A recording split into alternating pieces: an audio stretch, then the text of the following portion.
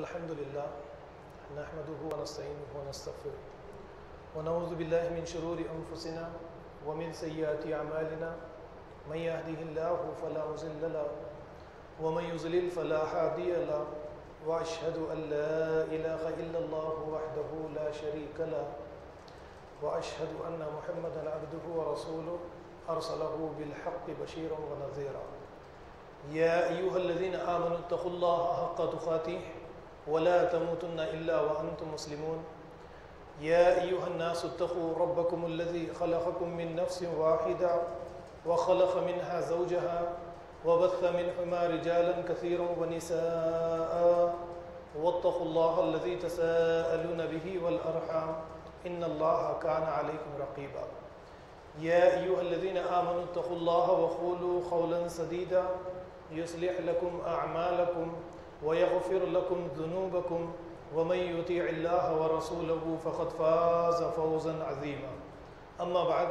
فإن خير الحديث كتاب الله وخير الهدي هدي محمد صلى الله عليه وسلم وشر الأمور محدثاتها وكل محدثة بدعة وكل بدعة ضلالة وكل ضلالة في النار قال الله تعالى في القرآن المجيد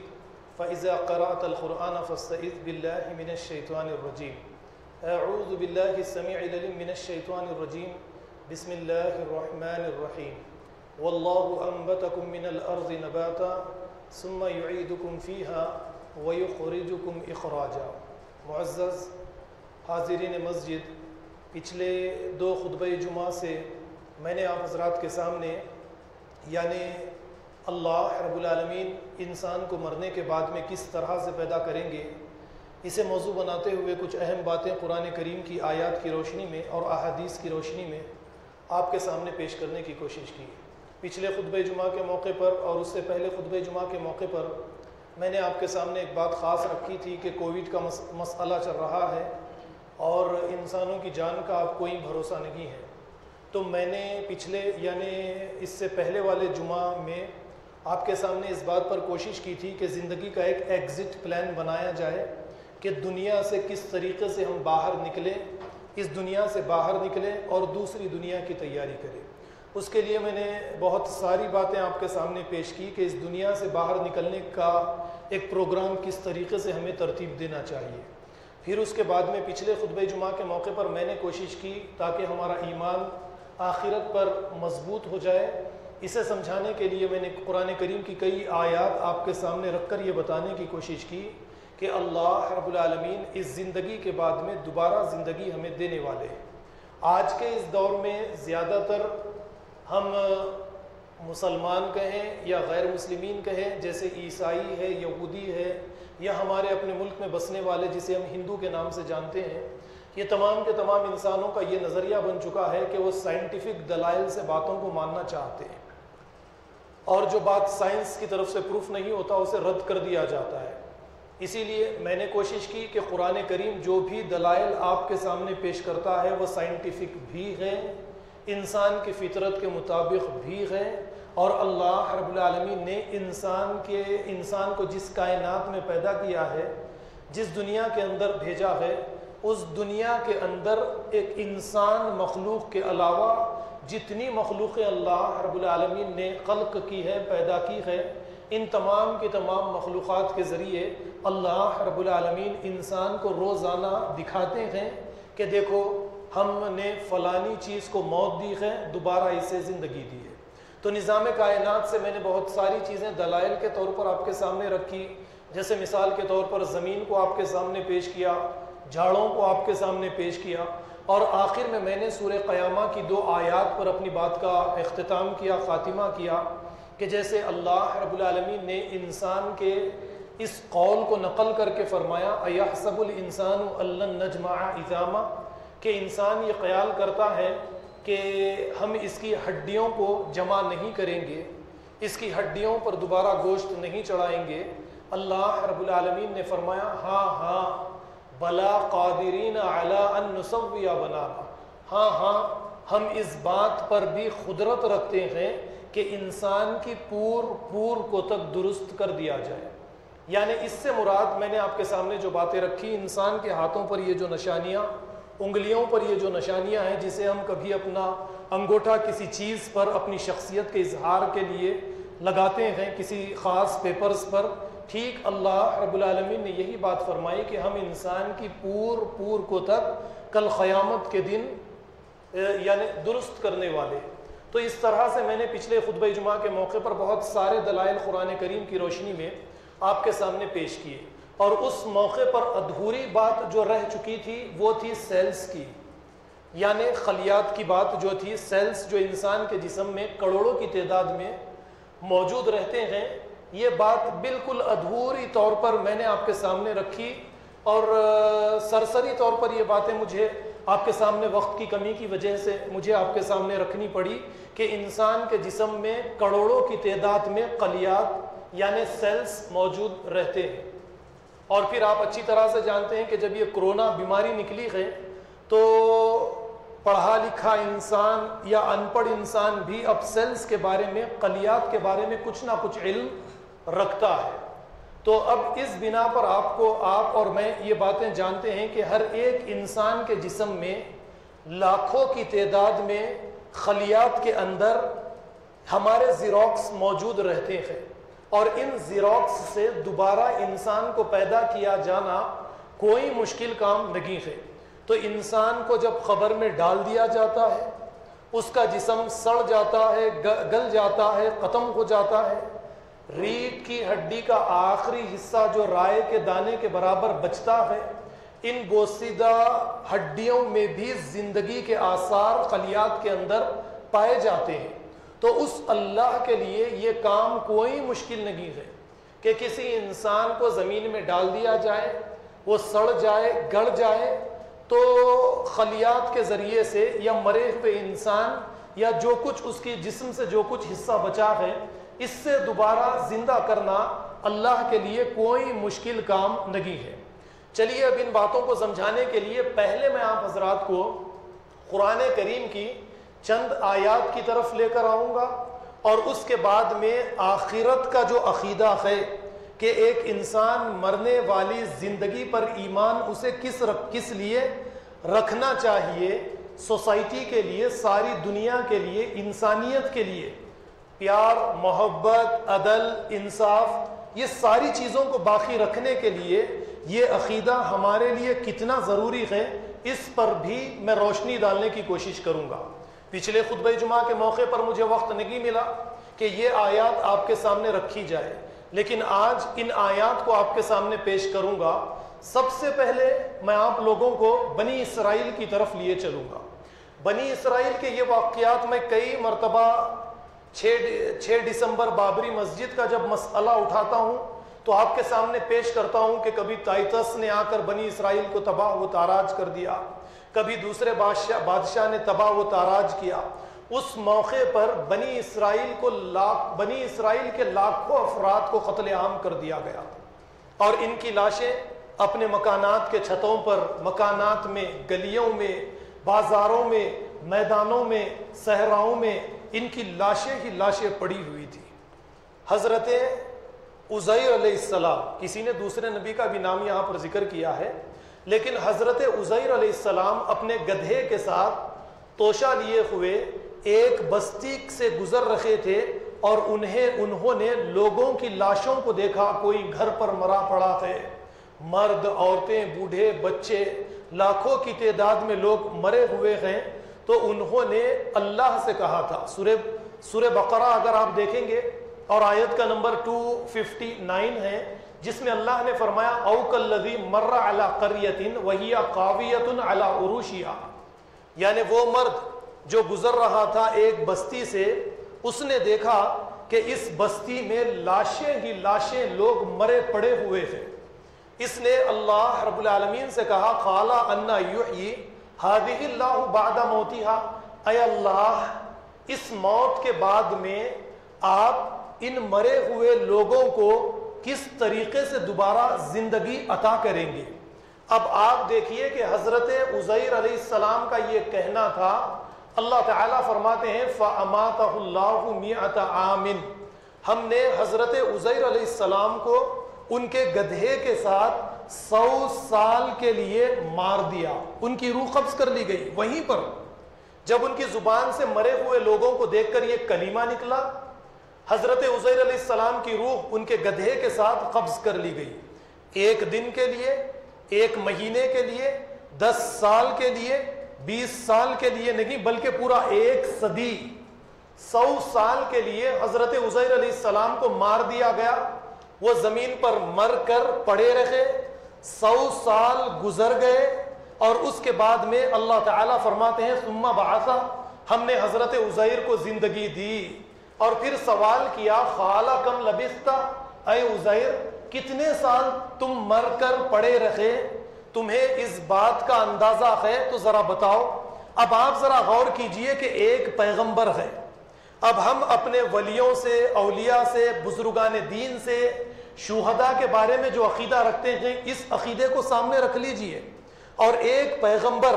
جو 100 سال کے لیے مر کر زمین پر پڑا ہوا ہے، زمین کے اندر بھی اسے دفن نہیں کیا گیا بلکہ زمین ہی پر موت کی حالت میں 100 سال کے لیے پڑا ہے۔ اللہ نے زندگی دی، ثم بعث، زندہ کیا، سوال کیا قال کم لبثت، کتنے سال مر کے پڑے رہے عزیر، ذرا بتاؤ۔ حضرت عزیر علیہ السلام نے کہا قال لبثت یوما او بعض یوم، اے اللہ 1 دن یا دن کا کچھ حصہ میں مر کر زمین پر پڑا رہا، 100 سال گزر گئے۔ حضرت عزیر نے کیا کہا، میں 1 دن یا دن کا کچھ حصہ، 1 گھنٹہ، 2 گھنٹے، آدھا دن میں زمین پر مر کر پڑا رہا۔ اللہ تعالیٰ نے فرمایا نہیں عزیر، تم پورے 100 سال مر کر زمین پر پڑے تھے۔ قال کم لبثت، قال لبثت یوما او بعض یوم، قال اللہ تعالیٰ نے فرمایا 100 عام، کہ تم 100 سال کے لیے مر کر زمین پر پڑے تھے۔ اور پھر اللہ نے فرمایا وانظر الی حمارک، اپنے گدھے کی طرف ذرا نظر ڈال کر تو دیکھو۔ حضرت عزیر نے گدھے کی طرف نظر ڈالی تو ہڈیوں کا ڈھانچہ بن چکا تھا۔ پھر اللہ نے فرمایا کہ ذرا اپنے ٹفین، اپنے کھانے کی طرف نظر ڈالو۔ حضرت عزیر نے کھانے کی طرف نظر ڈالی تو تر و تازہ، اس کے اندر کسی قسم کی کوئی خرابی نہیں آئی تھی، یعنی اللہ کی قدرت سے کوئی چیز باہر نہیں ہے۔ کھانا 100 سال میں تر و تازہ ہے، لیکن گدھے پر نظر ڈالی ہڈیوں کا ڈھانچہ بنا ہوا۔ حضرت عزیر علیہ السلام دیکھ کر پریشان ہو گئے، اور پھر اس کے بعد میں اللہ تعالیٰ نے کہا کہ اے عزیر ذرا تم گدھے پر دیکھو۔ حضرت عزیر علیہ السلام نے گدھے پر دیکھا تو جو گدھا ہڈی کا ڈھانچہ بن چکا تھا، اللہ رب العالمین نے اس پر گوشت چڑھایا، اسے زندہ کر کے کھڑا کر دیا۔ وانظر الی حمارک ولنجعلک آیۃ للناس، کہا کہ ہم تمہیں لوگوں کے لیے اب ایک نشانی بنانے والے ہیں۔ حضرت عزیر علیہ السلام نے اپنی آنکھوں سے دیکھ لیا۔ شروع میں حضرت عزیر نے سوال کیا تھا کہ اے اللہ یہ مرے ہوئے لوگوں کو آپ دوبارہ کیسے زندگی عطا کریں گے؟ اللہ رب العالمین نے 100 سال کے بعد میں زندگی دی، اور جب آپ زندہ ہوئے، جو لوگ مرے ہوئے تھے، جو بستی، جو شہر ایک بنجر زمین کے اندر بدل چکی تھی،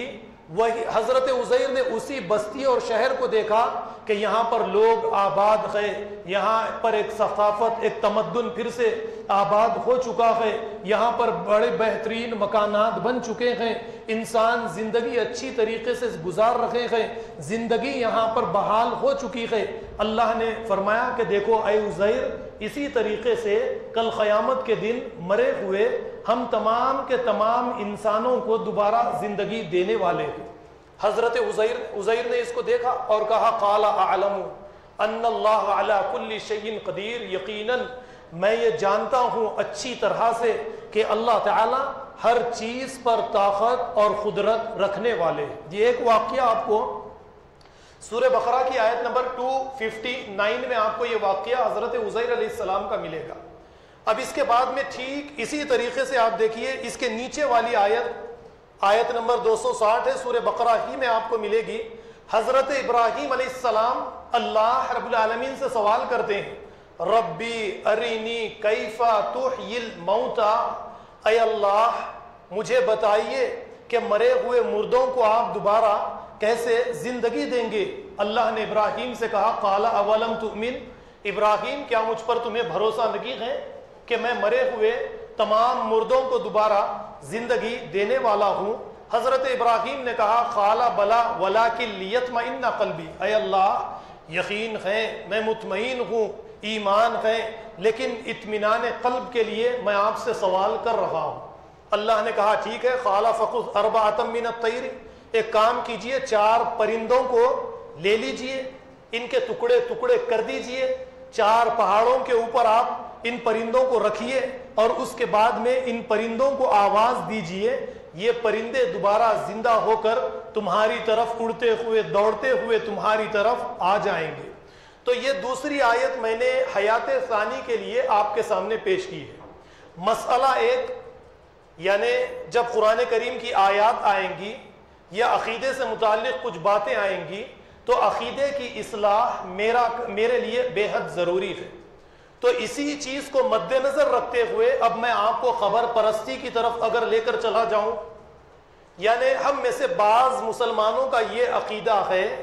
کہ جو اولیاء، جو بزرگان دین مر جاتے ہیں، انہیں قبروں میں جب ڈال دیا جاتا ہے تو یہ ہماری منتیں پوری کرتے ہیں، ہماری حاجات پوری کرتے ہیں، ہماری مشکل کشائی کرتے ہیں، ہماری آواز کو سنتے ہیں، اللہ کے پاس یہ ہمارا وسیلہ بن جاتے ہیں، یا پھر طرح طرح کے عقیدے ہمارے مرے ہوئے بزرگان دین، اولیاء کرام، شہداء، صالحین کے لیے الگ الگ قسم کے عقیدے ہم نے اپنی طرف سے تراش لیے ہیں۔ اب یہاں پر میں نے عزیر علیہ السلام کو آپ کے سامنے رکھا۔ حضرت عزیر علیہ السلام 100 سال کے لیے زمین پر مر کر پڑے ہیں، لیکن آپ کو اس بات کا پتہ نہیں کہ 100 سال گزر چکے، اور جب آپ کو دوبارہ زندگی دی گئی تو آپ سے جب سوال ہوا کتنے دن مرے پڑے رہے، حضرت عزیر کو اس بات کا بھی پتہ نہیں کہ یہ جو بستی کے سارے لوگ مر چکے تھے، بستی کا نام و نشان ختم ہو چکا تھا، جو بستی کھنڈرات کے اندر تبدیل کر دی گئی تھی، یہ بستی نہ جانے میری زندگی سے کتنے سال پہلے یہ بستی پھر سے آباد ہو چکی ہے۔ حضرت عزیر علیہ السلام کو اس کا پتہ ہرگز نہیں ہے۔ ایک پیغمبر ہے، ولی کا مقام، پیغمبر کا مقام آپ اچھی طرح سے جانتے ہیں،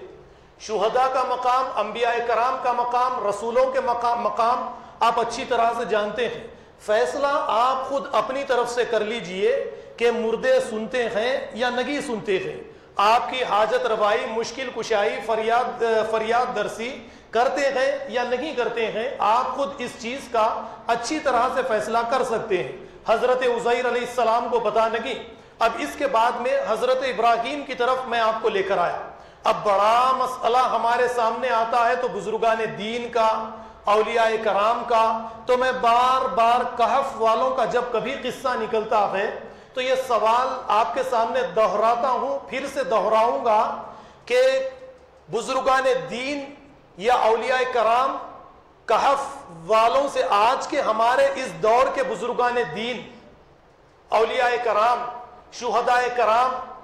کہف والوں سے زیادہ مقام رکھتے ہیں یا نہیں رکھتے ہیں؟ یقیناً سب یہی کہیں گے کہ کہف والوں کا واقعہ اللہ رب العالمین نے قرآن کے اندر داخل کیا ہے، ان کا مقام، ان کا مرتبہ اعلیٰ ہے آج کے اولیاء کرام سے، یہاں تک کہ شیخ عبد القادر جیلانی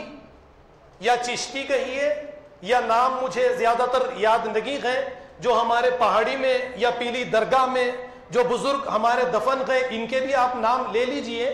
ان کا مقام اور مرتبہ بڑا ہے، یا کہف والے جنہیں 309 سال کے لیے غار کے اندر مار دیا گیا تھا، سلا دیا گیا، اور 309 سال کے بعد میں انہیں زندگی دی گئی،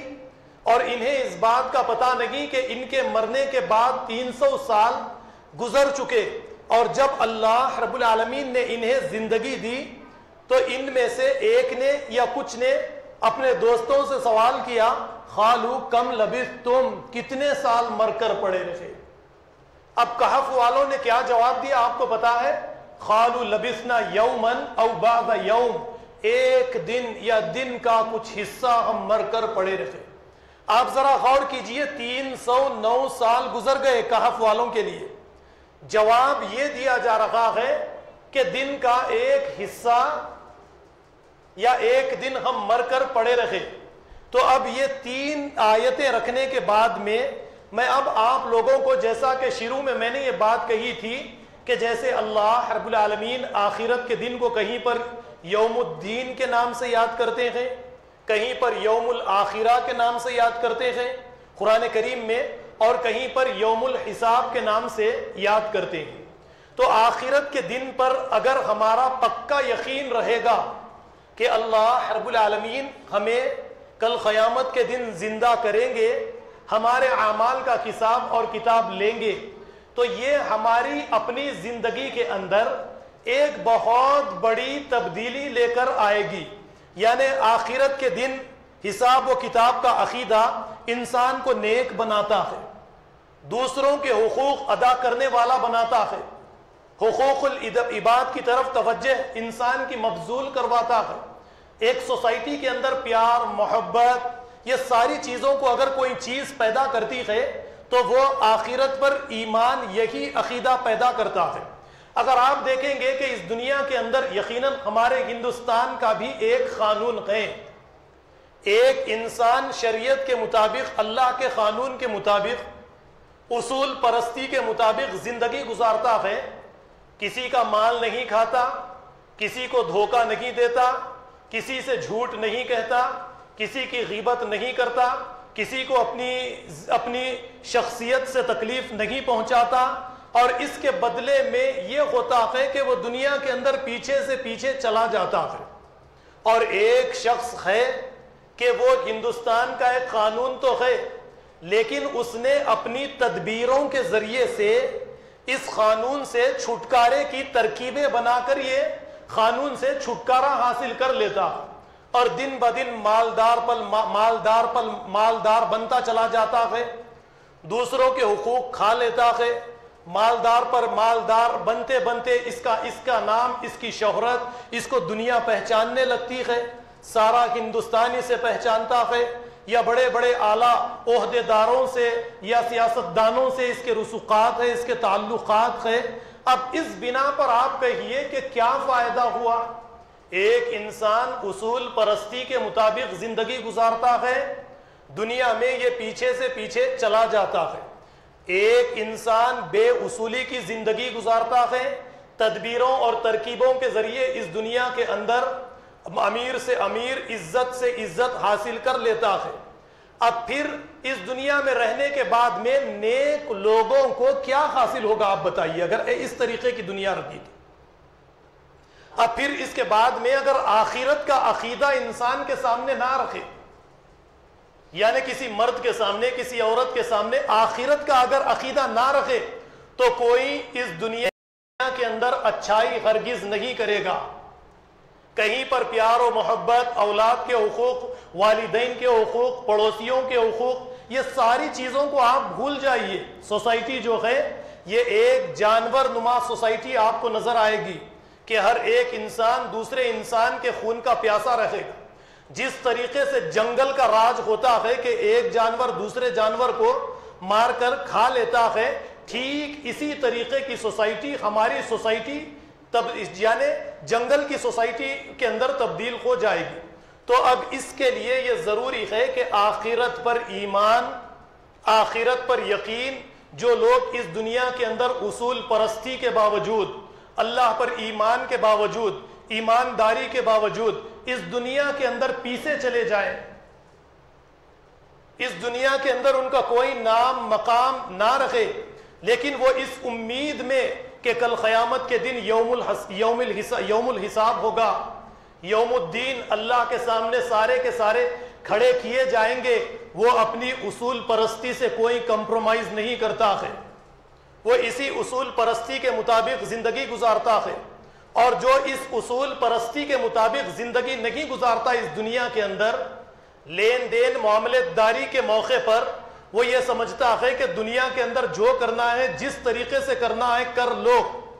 آپ اسے مسجد میں آ کر نماز پڑھتا دیکھیں، لیکن یہ یقین کر لیجئے کہ آخرت کے دن پر اسے ایمان نہیں ہے۔ کیوں؟ یہ ظاہر کر رہا ہے نماز کے ذریعے، روزے کے ذریعے کہ میں مسلمان ہوں، لیکن جب تک آخرت کے دن پر کوئی ایمان نہیں رکھتا اس کا ایمان قابل قبول ہرگز نہیں ہے۔ تو اس کے لیے دیکھیے میں آپ کے سامنے جو بات رکھوں گا وہ یہ ہے، اس کو غور سے سنیے کہ اللہ کے پاس کل قیامت کے دن جو احتساب کسی انسان کا کیا جائے گا وہ 3 چیزوں کے ذریعے کسی شخصیت کا احتساب کیا جائے گا۔ ایک اس کی نیت، دوسرا اس کا قول، تیسرا اس کا عمل۔ یہ تینوں چیزوں کے ذریعے سے کسی انسان کا احتساب کیا جائے گا، اس کا حساب اور کتاب لیا جائے گا۔ ہاں یہ بڑی اچھی بات ہے کہ میں اور آپ اپنی زبان سے آخرت کے دن کا بار بار اقرار کر لیتے ہیں، اللہ کو یہ چیز نہیں چاہیے۔ آپ سوسائٹی میں لوگوں کو دھوکہ دے لیں، میں سوسائٹی میں لوگوں کو دھوکہ دے لوں کہ مجھے آخرت کے دن پر ایمان ہے، لیکن ہم اپنی عملی زندگی کے ذریعے آخرت کے دن کا بار بار انکار کرتے چلے جاتے ہیں۔ اللہ کی اطاعت، اللہ کی فرما برداری کے لیے میں نے ایک بات کئی جمعہ پہلے آپ کے سامنے پیش کی تھی کہ اللہ کی فرما برداری اللہ کی کتاب کے حوالے سے ہے، اللہ کی کتاب کی آیات کے حوالے سے اللہ کی فرما برداری ہے۔ اللہ کی نافرمانی اللہ کی کتاب کی آیات کے حوالے سے ہے۔ آپ جس مسئلے میں اللہ کی کتاب کی آیات کا انکار کریں گے، آپ نے اللہ کی فرما برداری سے صاف انکار کر دیا، آپ نے آخرت کے دن کا انکار کر دیا۔ اب اس مسئلے کو آپ اس طریقے سے دیکھیے، جو مسئلہ ہماری اپنی سوسائٹی میں ایک عام ہے، بھائی کسی بہن کا حق وراثت میں مار لیتا ہے، یا کسی کمزور بھائی کا حق مار لیتا ہے، کسی وکیل کو اچھی خاصی رقم دے کر جھوٹے گواہیاں جمع کرنے کے بعد میں وہ اپنے بھائیوں کا حق مار لیتا ہے، ٹھیک ہے۔ اب یہ سب کرنے کے بعد میں نمازوں کے ذریعے، روزوں کے ذریعے، حج کے ذریعے، عمروں کے ذریعے یہ جنت حاصل کرنے کی کوشش کر لیتا ہے۔ تو آپ یہاں پر دیکھیے کہ جیسا کہ میں نے پہلے آپ کے سامنے بات رکھی کہ اللہ کی فرما برداری اللہ کی کتاب کے حوالے سے ہے، لیکن جو بھائی یا جو فرد اس طریقے سے زندگی گزارتا ہے، کسی بہن کا حق کھا لے، کسی بھائی کا حق کھا لے وراثت سے، تو اس کے بعد میں ہم یہ کہیں گے کہ یہ شخص آخرت کے دن پر یقین نہیں رکھتا ہے۔ کیا بات ہے کہ ہماری سوسائٹی میں سارے کے سارے مسلمان، سارے کے سارے مسلم ہونے کے باوجود ہمارے اپنے گھریلو مسائل، ہمارے اپنے وراثت کے مسائل حل کرنے کے لیے کسی وکیل کو ہمیں تلاش کرنا پڑتا ہے اور عدالت میں ان قصوں کو لے جانا پڑتا ہے۔ عدالت ہمارے ان اختلافات کا خاتمہ کرتی ہے، جبکہ عدالت آخرت کے دن پر ایمان رکھنے والوں کے لیے ہمارے اپنے مکان میں، جبکہ قاضی ہمارے اپنے مکان میں موجود ہے۔ آپ میں سورہ نساء کی کبھی تلاوت نہیں کرتے؟ آخرت کے دن پر اگر ایمان ہے تو میں بار بار یہ بات کہتا ہوں کہ آج کے دن اللہ کی عدالت میں ہم اپنے آپ کو کھڑا کر لے، آج کے دن اس دنیا سے نکال کر آخرت کی دنیا میں ہم اپنے آپ کو کھڑا کر لے، جو کچھ معاملے، جو کچھ ہمارے اختلافات ہیں ہم اس دنیا کے اندر حل کر لے۔ نہیں کریں گے تو قرآن تو آپ تلاوت کرتے ہیں، عربی میں کرتے ہیں، بار بار یہ بات کہتا ہوں، معذرت کے ساتھ آج بھی کہوں گا، اور ہر ایک بچہ، بڑا، مرد، عورت، یہ آخر میں ایک کوئی آیت ختم ہوتی ہے تو یہ بات آخر میں ملتی ہے، ہم فیہا خالدون، ہم فیہا خالدون، ہم فیہا خالدون۔ اس سے پہلے کیا آتا ہے؟ جب جنت میں داخل کر دیے جاؤ گے، ہم فیہا خالدون، ہمیشہ کے لیے جنت میں رہو گے۔ جب جہنم کے اندر داخل کر دیے جاؤ گے، ہم فیہا خالدون، ہمیشہ کے لیے جہنم میں رہو گے۔ جب آگ میں داخل کر دیے جاؤ گے، ہم فیہا خالدون، ہمیشہ کے لیے آگ میں داخل کر دیے جاؤ گے۔ پڑھتے ہیں آپ یہ قرآن کیا؟ سمجھنے کی کوشش نہیں کرتے، ہم سمجھنا چاہتے بھی نہیں گئے قرآن کریم کو۔ اب یہ بات اللہ کی بات ہے، اب یہ قرآن کریم کی آپ نے تلاوت کی ہے، لیکن قرآن کریم کی تلاوت کا حق ادا آپ نے اس وقت تک نہیں کیا کہ وراثت کا مسئلہ رکھے، پڑوسی کا مسئلہ رکھے، کسی کے حقوق کا مسئلہ رکھے، کسی کے ساتھ لین دین کا مسئلہ رکھے، کسی کے ساتھ معاملت داری کا مسئلہ رکھے۔ قرآن کریم کی تلاوت کرنے والے، حق کے ساتھ اس کی تلاوت کرنے والے، آپ اس روز قرار دیے جائیں گے جس روز آپ نے تمام لوگوں کے حقوق اسی دنیا کے اندر ادا کر لیے۔ آپ آخرت کے دن پر ایمان رکھتے ہیں، پھر آپ کا زبانی اقرار، لسانی اقرار اللہ کے یہاں پر چلنے والا نہیں ہے۔ میرا زبانی اقرار، لسانی اقرار اللہ کے یہاں پر چلنے والا نہیں ہے۔ عمل سے ہمیں ثابت کرنا پڑے گا، عمل سے ہماری سوسائٹی کو جنت نما سوسائٹی کے اندر ہمیں تبدیل کرنا پڑے گا۔ تو اس طریقے سے اگر ہم آخرت کے دن پر ایمان رکھتے ہیں، تو اس طریقے سے اگر ہم اپنی زندگیوں کے اندر تبدیلی لائیں گے تو سمجھیے کہ ہم آخرت پر ایمان رکھتے ہیں۔ اب اس ایک مسئلے کو اٹھا کر آپ اپنی طرف سے بے شمار مسائل، اپنی زندگیوں کے بے شمار مسائل لاتے جائیے اور رکھتے جائیے، اس کو حل کرنے کی کوشش کیجیے۔ جیسے جھوٹ کا مسئلہ رکھے، غیبت کا مسئلہ رکھے، شراب کا مسئلہ رکھے، سود خوری کا مسئلہ رکھے، میاں بیوی کے حقوق کا مسئلہ رکھے، والدین کے حقوق کا مسئلہ رکھے، اولاد کے حقوق کا مسئلہ رکھے، پڑوسیوں کے حقوق کا مسئلہ رکھے۔ آپ بے شمار مسائل کو لا کر اسی طریقے سے حل کر لیجئے۔ آپ قرآن کریم کی آیات کے مطابق اپنی زندگی کو ڈھال کر چلیں گے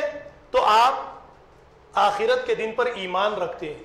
آپ قرآن کریم کی آیات کی نافرمانی کریں گے تو آپ آخرت کے دن پر ایمان ہرگز نہیں رکھتے۔ دیکھیے، زبان سے اقرار کرنا ہر ایک کے لیے بڑا آسان ہوتا ہے، اسی لیے تقریباً 99% ہمارے اندر جو افراد ہیں یہ زبان سے ہی اقرار کو آخرت کی کامیابی سمجھتے ہیں، لیکن اللہ تعالیٰ قرآن کے اندر فرماتے ہیں وَالَّذِينَ كَفَرُوا وَكَذَّبُوا بِآيَاتِنَا اولئک اصحاب النار، جن لوگوں نے کفر کیا اور تکذیب کی ہماری آیات کی۔ تکذیب کس طریقے سے ہوتی ہے؟ اللہ رب العالمین نے فرمایا کہ شراب مت پیو، سودی کاروبار مت کرو۔ ٹھیک ہے، زبان سے لوگوں کے سامنے کہتے ہیں کہ ٹھیک ہے ہم سود نہیں لیں گے، نہیں دیں گے، شراب کا استعمال نہیں کریں گے، لیکن عمل سے اس کا انکار کر دیتے ہیں۔ اللہ نے فرمایا اولئک اصحاب النار، یہ وہ لوگ ہیں جو آگ کے اندر داخل کیے جائیں گے۔ پھر وہی بات، ہم فیہا خالدون، پھر ہمیشہ ہمیشہ کے لیے اس میں رہیں گے،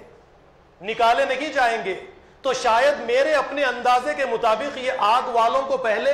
آگ کے حوالے کر دیا جائے گا، اور جو نیک لوگ رہیں گے ان کی شفاعت کے لیے نبی کو کہا جائے گا۔ یہ تو کہہ دیا گیا ہم فیہا خالدون، ہمیشہ ہمیشہ کے لیے۔ تو اس طرح یہ میں اپنی طرف سے کہہ رہا ہوں، یعنی مجھے اس کا پکا اتنا علم نہیں ہے، لیکن مجھے کہنا چاہیے آپ کے سامنے۔ تو اس طریقے سے ہو سکتا ہے ایسا، یعنی کل قیامت کے دن ایسا ہو سکتا ہے۔ پھر اسی طریقے سے قرآن کریم کا آپ مطالعہ کریں گے، اللہ رب العالمین فرماتے ہیں اصحاب الیمین، قیامت کے دن جن کا نامہ اعمال ان کے سیدھے ہاتھ میں دیا جائے گا، یہ اپنے دوستوں کو، سوسائٹی میں ساتھ زندگی گزارنے والوں کو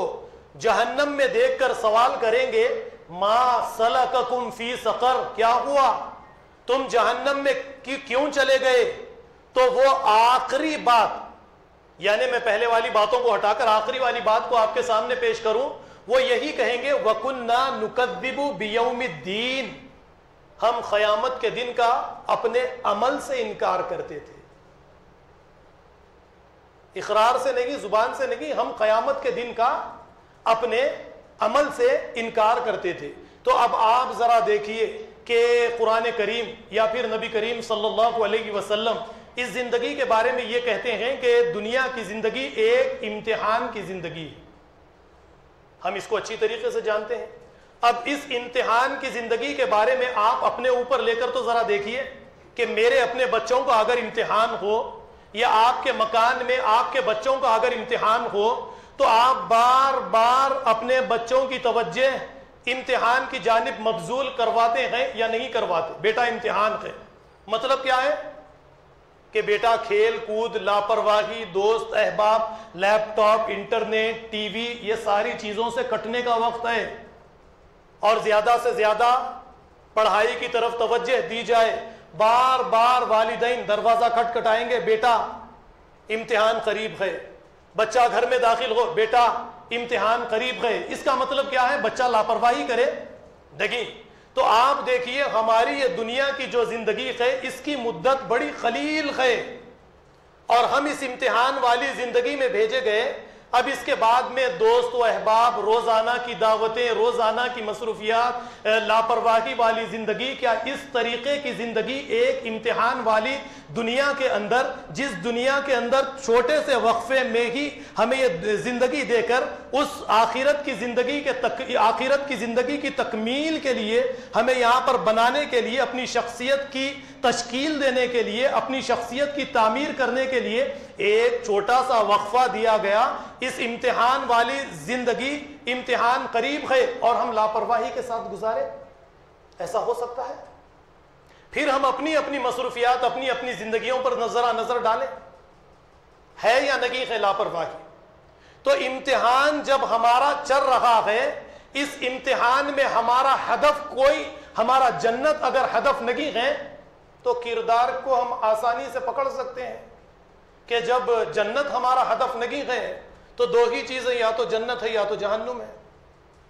جب جنت ہدف نہیں ہے تو بے ہدف انسان کا کوئی مقام و مرتبہ بھی اللہ کی نظر میں نہیں۔ تو کب تک اس طریقے سے ہم بے ہدف زندگی گزاریں گے؟ تو آخرت کی زندگی پر ایمان جو ہے ایک سوسائٹی کے اندر نیک انسانوں کو پیدا کرتا ہے، وہ اللہ کے سامنے جواب دہ اس تصور کے ساتھ اس دنیا کے اندر زندگی گزارتے ہیں۔ تو پچھلے 2 خطبہ جمعہ سے میں نے اس بات کی کوشش کی ہے آپ کے سامنے کہ ایک تو دنیا سے باہر نکلنے کا ایگزٹ پلان تیار کیجئے، دنیا سے باہر نکلنے کی تیاری کیجئے، اور اس کے ساتھ پچھلے خطبہ جمعہ کے موقع پر قرآن کریم کی آیات کے ذریعے دلائل پیش کیے آپ کے سامنے کہ مرنے کے بعد میں دوبارہ آپ کو زندگی ملے گی۔ اب اس بات کو سمجھانے کے لیے تھوڑا سا وقت ذرا زیادہ آپ کا لے لوں گا۔ میں نے سیلز کے بارے میں پچھلے خطبہ جمعہ کے موقع پر چند باتیں آپ کے سامنے رکھی تھی، یعنی خلیات کے بارے میں۔ ہر ایک انسان کے جسم میں کروڑوں کی تعداد میں خلیات موجود ہے اور ہر ایک خلیے کے اندر انسان کا زیروکس موجود ہے۔ اس ایک زیروکس سے دوبارہ انسان کو پیدا کیا جا سکتا ہے۔ سائنٹیفک ریسرچ کے بعد میں جو باتیں سامنے آتی ہیں اس کو آپ اچھی طریقے سے جانتے ہوں گے، بایولوجی پڑھنے والے اچھی طرح سے جانتے ہیں کہ یعنی انسان جب کوئی غذا لیتا ہے تو اس غذا کے ذریعے کئی سیلز اس کے جسم کے اندر بنتے چلے جاتے ہیں، اور ویسے بھی آپ اس بات کو شاید جانتے ہوں گے کہ سیلز انسان کے ہمیشہ باقی نہیں رہتے، سیلز مرتے ہیں، ان کی جگہ دوبارہ دوسرے سیلز جگہ لیتے چلے جاتے ہیں۔ اس عمل کو انگلش کے اندر میٹابولزم اور کیٹابولزم اور اینابولزم کہتے ہیں۔ تو اس عمل کے ذریعے ہوتا کیا ہے، انسان کے جسم کے یہ مکمل جو سیلز ہے 7 سے 10 سال کے اندر پوری طریقے سے ذری سی جگہ بنائیے، افراد تھوڑے آگے اگر آ جائیں تو پیچھے والوں کو جگہ مل جائے گی، تھوڑا سا آگے آ جائیں پیچھے والے لوگوں کو جگہ مل جائے گی۔